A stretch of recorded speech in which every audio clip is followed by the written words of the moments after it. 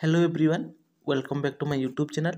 आज प्रश्न रही प्रश्नटी हूँ निर्विकल्पक प्रत्यक्ष व सविकल्पक प्रत्यक्ष।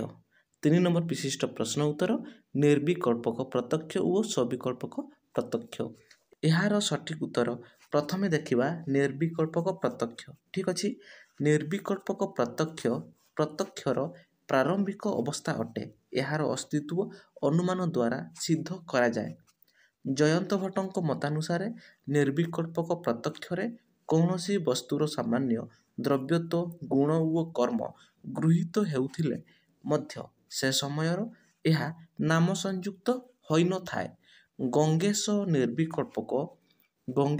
निर्विकल्पक प्रत्यक्ष को नाम जाति इत्यादि योजना रहित वैशिष्ट्य ग्रहण न करुथिबा निष्प्रकारक ज्ञान कहिछंती।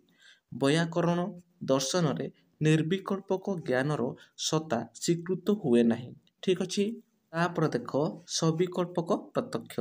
वस्तु जेतेबेले नाम जाति व विशेषण युक्त होई प्रत्यक्ष करा जाए ताकू सविकल्पक कुहंती। ठीक अच्छे, जेउ प्रत्यक्षरे प्रकारता बा विशेषण विशेष भावरे ज्ञान हुए ताहा सविकल्पक अटे। सविकल्पक प्रत्यक्षरे वस्तुर स्पष्ट व सुनिर्दिष्ट ज्ञान हुए।